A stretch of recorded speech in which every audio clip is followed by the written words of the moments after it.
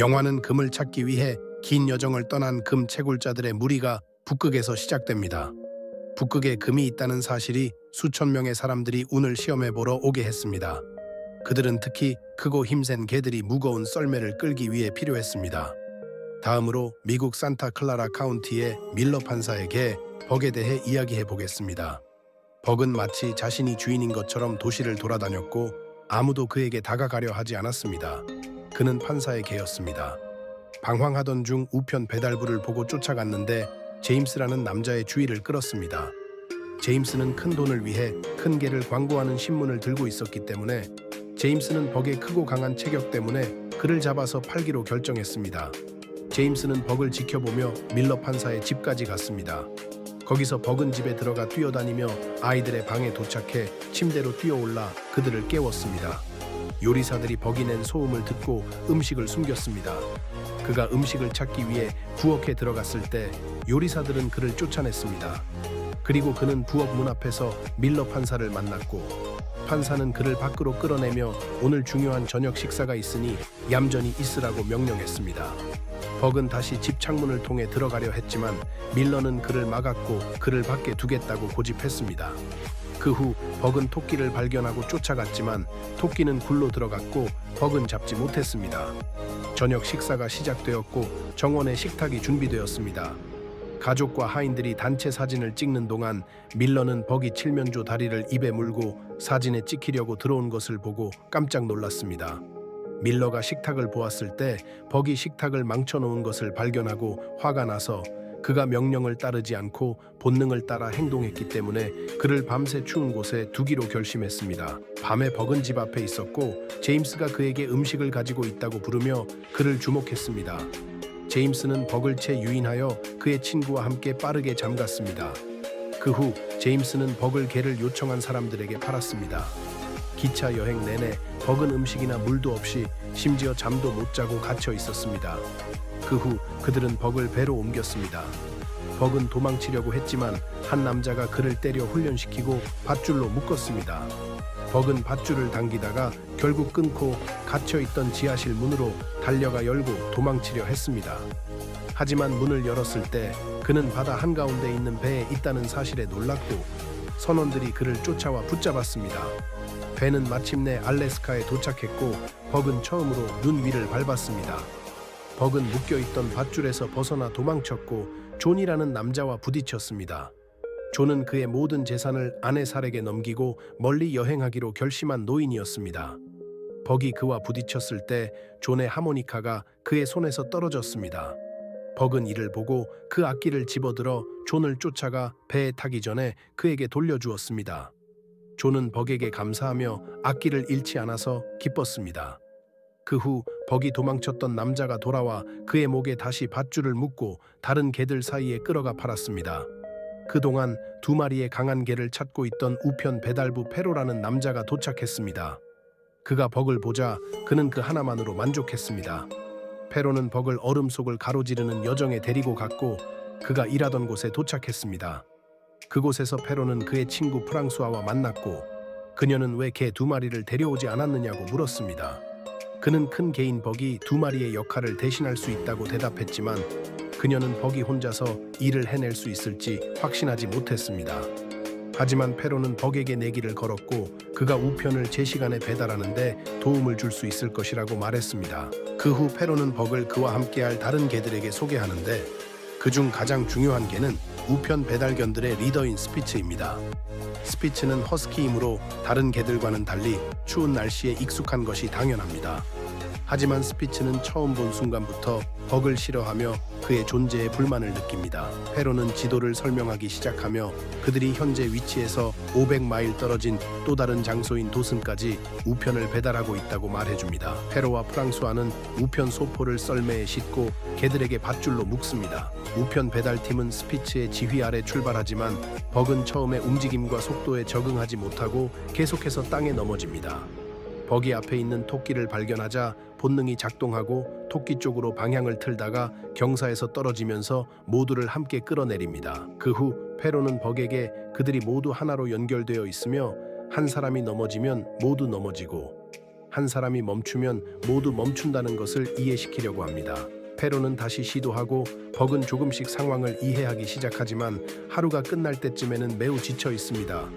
밤에 벅은 다른 개들처럼 자고 싶어 하지만 날씨가 추워서 제대로 잘 수 없습니다.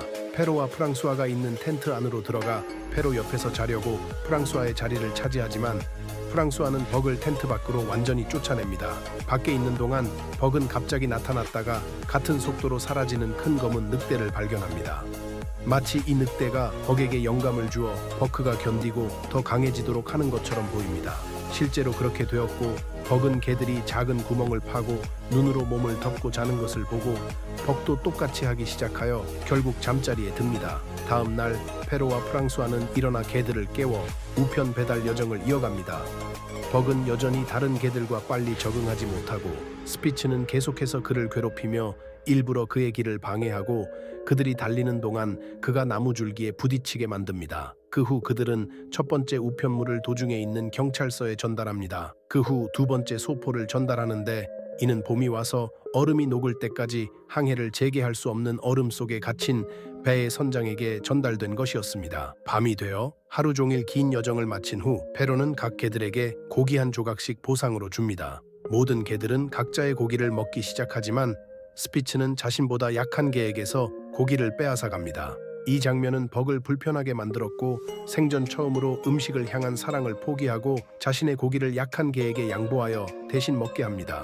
벅이 스피츠의 공격적인 행동에 화가 난 것처럼 스피츠도 벅의 고귀한 행동에 화가 나며 그를 더욱 싫어하기 시작합니다. 다음 날 그들은 우편 배달 여정을 계속하며 얼어붙은 강 위에 있는 얼음 속 물 구덩이에서 휴식을 취합니다. 스피츠는 그 구멍에서 물을 마시지만 그의 이기심 때문에 다른 개들이 함께 물을 마시지 못하게 하여 벅을 또다시 불편하게 만듭니다. 그래서 벅은 자신의 발 밑에 얼음을 쳐서 얼음을 갈라내고 다른 개들이 마실 수 있는 또 다른 물 구멍을 만듭니다. 당연히 이 행동은 스피츠를 불편하게 만듭니다. 그 후 여정을 계속하며 벅은 전보다 자신감이 더 생기기 시작하고 무리를 더욱 사랑하게 됩니다. 여정 중에 그의 기술이 성장하고 그들은 얼어붙은 빙에 도착합니다. 프랑수아는 썰매를 타고 있을 때 지지대로 사용하는 막대기를 들고 얼음 위를 조심스럽게 걷습니다. 그들은 이 강을 건너야만 했기 때문에 얼음의 강도를 테스트하면서 걸었습니다.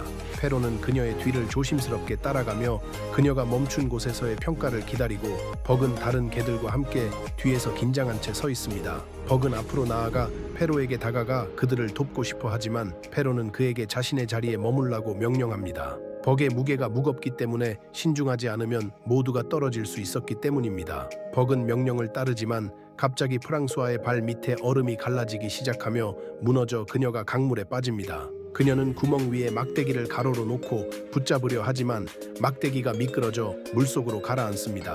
페로와 벅은 그녀에게 빠르게 달려가지만 프랑수아는 이미 얼음 밑으로 가라앉아 더 이상 수면에서 보이지 않습니다. 물살이 그녀를 빠져나간 구멍에서 멀리 밀어내자 벅은 그 구멍 뒤로 뛰어들어 다이빙을 하고 그녀를 등에 업고 수면으로 떠오르지만 단단한 얼음이 그를 완전히 덮습니다. 그러나 거대한 검은 늑대가 갑자기 얼음 위에 나타나 벅에게 높은 자리를 선택하라고 영감을 줍니다. 늑대가 사라진 후 벅은 그 장소로 가서 얼음을 깨고 프랑수아를 자신이 만든 구멍에서 끌어냅니다. 페로는 그녀를 잡아당겨 함께 구해내지만 벅은 지쳐 있습니다. 그는 발톱으로 얼음을 잡으려고 하지만 미끄러져 다시 물속으로 빠집니다. 벅은 물속에서 잠시 머물러 페로와 프랑수아는 그가 익사했다고 생각하고 슬퍼하기 시작합니다. 그러나 벅은 구멍에서 다시 올라와 프랑수아의 지팡이를 물고 나와 그들을 놀라게 합니다. 벅은 물속에서 그녀의 지팡이를 가져오겠다고 고집한 끝에 성공한 것입니다. 이 일에 페로와 프랑수아는 매우 놀랐고 페로는 기뻐하며 벅을 껴안습니다. 이때 프랑수아는 벅에게 목숨을 구해준 은혜를 느끼고 처음에는 그를 믿지 않았던 그녀도 그를 좋아하게 됩니다. 한편 스피츠는 옆에서 모든 것을 지켜보며 벅에 대한 질투로 속이 타들어갑니다. 밤이 되자 그들은 잠시 휴식을 취합니다. 벅은 토끼를 발견하고 그 뒤를 쫓아갑니다. 다른 개들도 이를 알아채고 함께 토끼를 쫓기 시작합니다. 벅은 토끼를 잡지만 연민을 느껴 놓아줍니다. 이것은 벅이 식탐 본능을 이겨낸 두 번째 순간입니다. 하지만 스피츠는 이것을 벅과 싸울 구실로 삼습니다. 스피츠는 벅이 놓아준 토끼를 쫓아가 다시 잡고 이빨로 물어 죽인 후 내던집니다. 그러나 벅은 침착하게 스피츠가 싸움을 걸지 못하게 합니다. 그러자 스피츠는 벅을 향해 돌진하며 공격하기 시작합니다. 벅은 싸우지 않고 그대로 자신을 내맡겨 스피츠가 거의 그를 죽일 뻔합니다. 벅은 아무런 반응 없이 얼음 위에 쓰러지는데 마치 기절한 것처럼 보입니다. 다른 개들은 슬퍼하며 스피츠 앞에서 물러나기 시작합니다. 스피츠는 자신이 무리의 리더임을 증명하기 위해 그런 행동을 한 것이었습니다. 그러나 벅이 음식을 양보했던 약한 개는 다른 개들처럼 물러서지 않고 벅이 다시 깨어나도록 짖기 시작합니다. 벅은 몸을 움직이며 결국 깨어나 검은 늑대가 자신 앞에 있음을 발견하고 다시 늑대는 사라집니다. 벅은 언제나처럼 영감을 받아 스피츠와 맞서 일어섭니다. 이때 다른 개들은 모두 물러나 지켜보기 시작합니다. 스피츠는 벅을 향해 엄청난 속도로 달려듭니다. 벅은 침착하게 기다리고 스피츠가 가까이 다가오자 벅은 그를 이빨로 물어 공중으로 던져 얼음 위에 떨어뜨립니다. 벅은 그의 목을 발로 누르고 그의 눈을 응시해 스피츠의 마음을 꺾습니다. 그런 다음 벅은 그를 풀어줍니다. 여기서 스피츠는 모든 개들 앞에서 완전히 무너지고 조용히 물러나 무리를 영원히 떠날 수밖에 없게 됩니다. 다음 날 아침 페로는 스피츠가 무리를 완전히 떠난 것을 발견하지만 그 이유를 알지 못합니다. 왜냐하면 그와 프랑수아는 어제 무슨 일이 일어났는지 보지 못했기 때문입니다. 그들은 텐트에서 자고 있었고 프랑수아에게 일어난 일 때문에 매우 지쳐 있었습니다. 그래서 그들은 하루를 낭비하지 않기 위해 스피츠 없이 이동할 수밖에 없었고 개들을 위해 썰매를 준비합니다. 프랑수아는 5년 동안 그들과 함께 일해온 또 다른 개인 소를 불러 스피츠를 대신하여 무리의 리더가 되도록 합니다. 그러나 그들은 스피츠 자리에 벅이 서 있는 것을 보고 깜짝 놀랍니다. 페로는 벅에게 다시 자기 자리로 돌아가라고 명령하지만 벅은 움직이기를 거부합니다. 그래서 페로와 프랑수아는 그를 끌어내어 억지로 뒤로 돌려보내고 솔에게 앞자리에 서라고 명령합니다. 그러나 솔은 벅이 있는 것을 보고 앞에 서는 것을 두려워합니다. 페로는 솔을 억지로 앞으로 끌어내고 썰매의 하네스와 무리의 밧줄을 씌우려고 하지만 솔은 여전히 거부합니다. 페로는 시간이 흐르는 것에 좌절감을 느끼고 평생 한 번이라도 지체 없이 사람들에게 우편물을 제 시간에 전달하고 싶어 합니다. 그래서 페로는 어쩔 수 없이 벅에게 가서 그를 토닥이며 리더로 만듭니다. 그 이후로 벅은 페로와 프랑수아에게 알파개가 되었고 알파는 무리의 리더를 의미합니다. 벅은 여행 중 마치 다이너모처럼 빠른 속도로 그들을 놀라게 합니다. 그러나 갑자기 그들이 얼음산 옆을 지날 때 산비탈에서 눈사태가 그들을 향해 내려오고 있음을 알아챕니다. 페로는 벅에게 눈사태 때문에 속도를 줄이고 멈추라고 명령하지만 벅은 명령을 따르기를 거부하고 계속하겠다고 고집합니다. 그 순간 벅은 산 정상에서 두 번째 검은 늑대를 발견하고 그 밑에 동굴이 있는 것을 봅니다. 늑대는 언제나처럼 사라지고 벅은 늑대가 자신에게 올바른 결정을 내리라고 이끌어준다는 것을 이해합니다. 벅은 무리를 오른쪽으로 틀어 동굴 안으로 들어갑니다. 그들은 눈사태를 안전하게 피할 수 있었고 아무도 다치지 않았습니다. 그 후 그들은 그들이 향하고 있던 도시에 도착하고 마을 사람들은 그들이 거의 처음으로 제 시간에 도착했기 때문에 매우 기뻐하며 맞이합니다. 사람들은 편지와 소포를 주인들에게 나누어 주기 시작합니다. 밤이 오고 그들은 모두 도시에 있는 동안 쉬기 위해 잠을 잡니다. 그리고 다음 날 아침에 그들의 여정을 계속합니다. 그 후 그는 벅을 배에서 만난 존에게 갑니다. 존은 벅이 도착한 그 도시에 또한 머물고 있습니다. 존은 아내 살에게 편지를 쓰며 그들의 아들 팀을 매일 기억하고 있다고 말합니다. 특히 팀의 생일이 다가오고 있어서 그들과 함께한 삶을 그리워하고 있습니다. 그때 벅은 존이 있는 집 근처를 돌아다니고 있으며 창밖에서 그가 편지를 쓰고 있는 것을 봅니다. 벅은 일생에 한 번만 본 존에게 감정적으로 공감하고 있다는 것이 분명합니다. 그 순간 벅은 다시 나타난 검은 늑대를 보게 되고 그 늑대가 존과 우정과 유대를 형성하고 싶어 한다는 느낌을 받습니다. 그리고 그들 사이에 형성될 관계를 통해 평화와 안정된 삶을 찾을 것이라는 느낌을 받습니다. 다음 날 아침 페로와 프랑수아는 썰매와 개 무리를 준비하기 시작합니다. 그들에게는 전달해야 할 편지가 더 있으며 그들은 여정을 시작한 곳으로 돌아가야 하므로 귀로를 향해 나아갈 것입니다. 그들은 실제로 벅의 지휘 아래 움직이기 시작하지만 존은 그들에게 자신의 편지를 주려고 밖으로 나옵니다. 왜냐하면 그는 그 편지를 밤새 쓰고 있었기 때문입니다. 벅은 갑자기 멈추며 존의 편지를 받기 위해 전체 개 무리를 멈추게 합니다. 하지만 페로는 존에게 너무 늦었다고 말하며 그들은 이미 소포를 닫았고 출발하려고 하고 있다고 말합니다. 그러나 벅은 존에게서 편지를 가져와 페로에게 줍니다. 페로는 벅이 리더이기 때문에 어쩔 수 없이 편지를 받아야 하며 그렇지 않으면 당연히 지연될 것입니다. 그 순간 존은 벅이 배에서 자신을 만났고 자신의 하모니카를 떨어뜨렸을 때 그것을 돌려줬던 것을 기억합니다. 존은 벅에게 두 번째로 자신을 도와주었기 때문에 감사 인사를 전합니다. 벅은 우편 대열을 이끌고 여정을 계속합니다. 80일 후 벅은 우편 대열과 함께 그들의 일주를 마친 후 다시 그 도시에 돌아옵니다. 그리고 그들은 그들과 거래하는 우편 직원들에게 기적으로 묘사된 그 일을 완료했습니다. 사람들은 그들을 이전과 같은 기쁨으로 맞이하며 그들에게 편지와 소포를 나눠주기 시작합니다. 우편 직원은 페로에게 개인적으로 온 편지를 주며 그것은 그와 프랑소아에게 상사들이 보낸 것으로 이번이 그들의 마지막 우편 여정이었다는 통지와 함께 그들은 모든 개들을 팔거나 방출하라는 명령을 받습니다. 페로와 프랑소아는 당연히 그들의 일이 끝났고 그들이 오랫동안 함께 일해온 개 무리를 그리워할 것이기 때문에 슬퍼합니다. 특히 벅은 다른 개들보다 더 소중했습니다. 그들은 어쩔 수 없이 개들을 방출합니다. 그러다가 헬이라는 남자가 등장하고 메르세데스와 그녀의 남편 찰스라는 두 명의 동료와 함께 금을 찾으러 떠나려고 합니다. 그들은 벅을 포함한 모든 개를 사서 썰매에 묵습니다.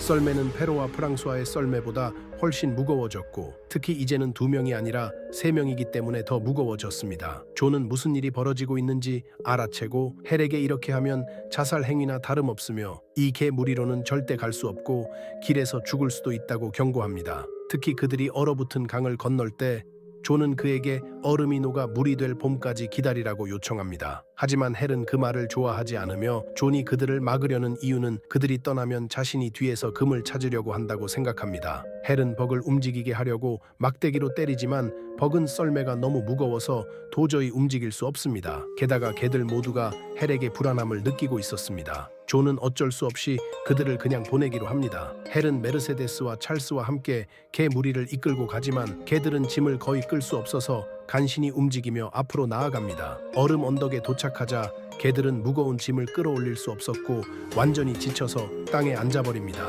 하지만 헬의 막대기 앞에서 그들은 어쩔 수 없이 힘을 모아 계속 이동합니다. 그 후 존은 집으로 들어가 짐을 싸기 시작하고 벅을 잡으러 가려고 합니다.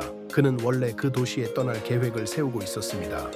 그 시점에 헬과 그의 동료들 그리고 개 무리는 얼어붙은 강에 도착합니다. 지친 개들은 더 이상 움직일 수 없었고 얼어붙은 강을 건너는 것을 거부했습니다. 그들은 강이 그들 밑에서 무너질 수 있다는 것을 알고 있었고 이번에는 짐이 더 무거워서 위험이 2배로 증가했습니다. 그때 헬은 총을 꺼내 벅에게 총을 쏘겠다고 위협합니다. 하지만 갑자기 존이 등장하고 소총을 들고 헬에게 벅을 쏘지 말라고 경고합니다. 그는 그들에게 그 강이 무너질 것이라고 경고하면서 무거운 짐 때문이라고 말합니다. 하지만 헬은 그의 말을 듣지 않으려고 하므로 존이 그를 때리고 헬은 넘어져 떨어뜨린 총을 움켜쥐고 존에게 개들에게 다가가면 죽이겠다고 위협한다. 메르세데스는 존의 말이 논리적이며 이 짐을 싣고 얼어붙은 강을 건너는 것은 실제로 위험하다고 헬을 설득하려 하지만 헬은 썰매와 팀을 데리고 계속 가기로 결심한다. 그는 친구들을 데리고 얼어붙은 강을 향해 계속 간다. 할은 존이 나머지 팀에서 개 밧줄을 풀어준 후 개 벅을 존에게 남겼다. 그런 다음 존은 벅을 집으로 데려가고 벅은 탈진으로 이틀 동안 잠을 잔다. 벅이 깨어났을 때 그는 자신의 팀이 함께하지 않다는 것을 알아차리고 그들에 대해 슬퍼지기 시작합니다. 하지만 존이 그들에게 이미 떠났다고 설명해주고 이제 그는 혼자라는 사실을 알게 됩니다. 존은 벅에게 자신과 함께 있을지 아니면 자유롭게 어디든지 갈지를 선택할 기회를 주지만 벅은 그와 함께 있기로 결정합니다. 그 밤 존은 술을 마시기 위해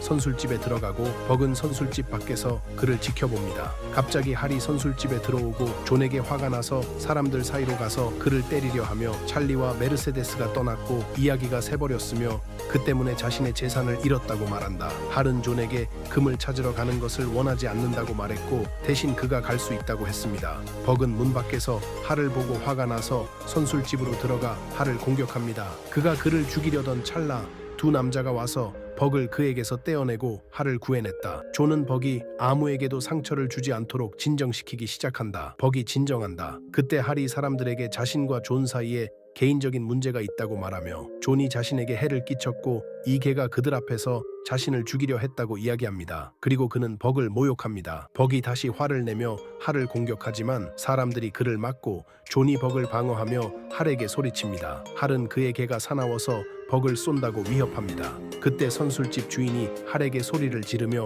그를 수색하고 그의 허리띠에서 총을 빼앗아 콘피스카테 한다. 사람들은 할을 선술집에서 완전히 쫓아낸다. 그들이 집으로 돌아왔을 때 벅이 위스키 한 잔을 마시고 있는 것을 발견합니다. 존이 또 한 잔을 따를 때 벅은 잔을 바닥에 내려놓고 그에게서 병을 빼앗아 존이 절망 상태에 굴복하고 술로 좌절을 풀어내는 행동을 싫어해서 병을 가지고 집을 나갑니다. 벅은 얼음을 파고 구멍에 숨기고 덮습니다. 존은 벅이 진심으로 자신을 걱정한다고 느껴서 병을 그에게 남겨둡니다. 그는 병을 어떻게 밀어내야 할지 모르기 때문입니다. 존은 벅에게 친구인 것처럼 말을 걸기 시작하고 아들 팀이 죽은 후로 아내 사라와 사이가 멀어졌다고 말합니다. 그는 팀이 죽은 후 사라가 존이 인생에서 가장 사랑했던 사람이었음에도 불구하고 그에게 헤어지자고 했다고 말합니다. 당시 존은 그녀에게 자신의 재산을 주었고 그래서 가능한 한 멀리 떨어져 있기로 결정했습니다. 하지만 그는 결국 새로운 친구를 사귀면서 자신이 잃은 모든 것을 보상받았다고 말합니다. 그 친구는 바로 벅이죠. 다음 날 존은 금이 있는 유콘이라는 장소의 지도를 꺼낸다. 그는 벅에게 아들이 금에 관심이 있어서가 아니라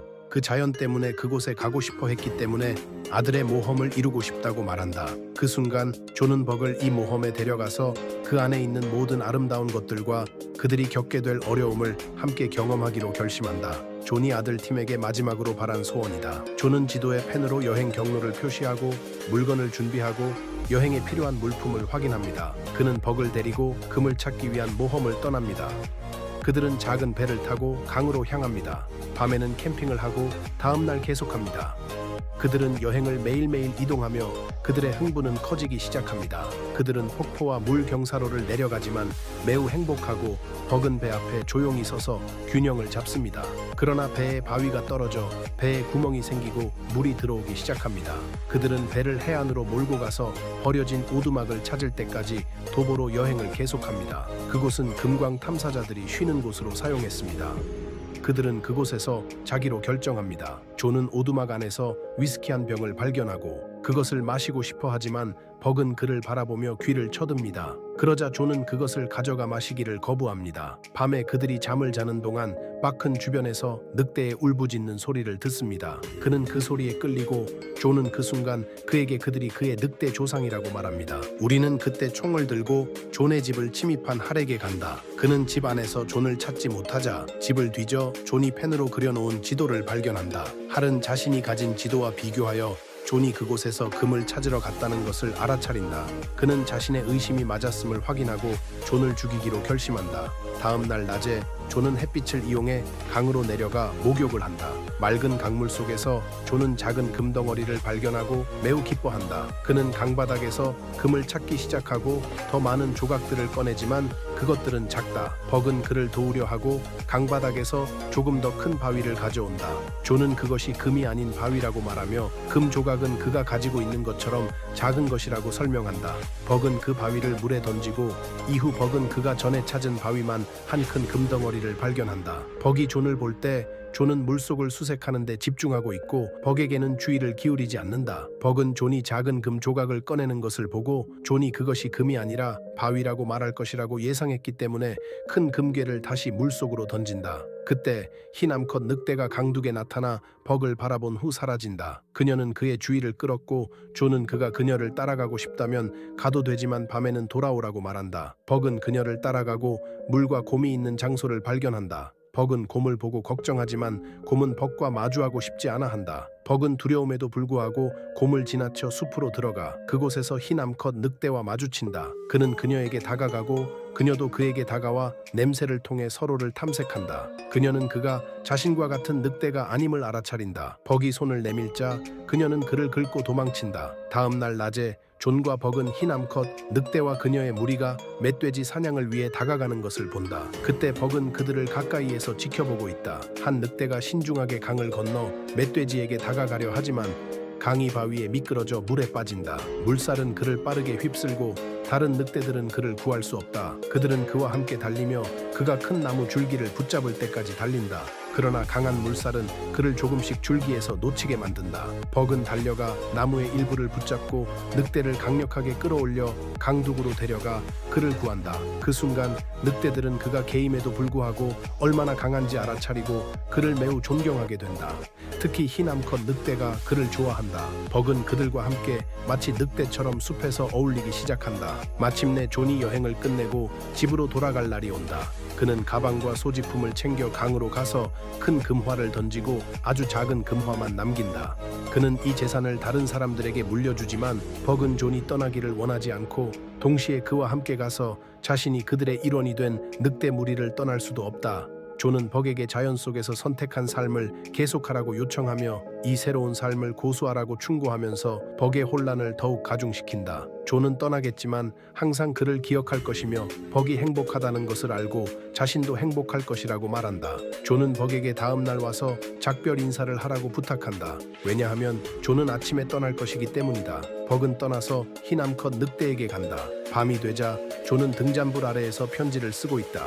그는 오두막 밖에서 나는 소리를 듣고 일어나 등잔을 들고 창문 쪽으로 다가간다. 그때 할이 창문 밖에서 그의 소총으로 총을 쏘아 존을 놀라게 해서 등잔을 떨어뜨리게 만든다. 등잔이 떨어져 오두막의 한 모서리에 불이 붙고 불길이 나무벽 전체로 퍼지기 시작한다. 벅은 총소리를 듣고 오두막 쪽으로 빠르게 달려간다. 그때 할은 오두막 문을 부수고 들어오려고 한다. 존이 막으려 하지만 할은 오두막에 들어가고 둘은 싸우기 시작한다. 벅은 제때 도착하여 존을 구하고 할을 죽이는 데 성공한다. 오두막은 불길 속에서 무너져 내리고 할은 불에 타 죽는다.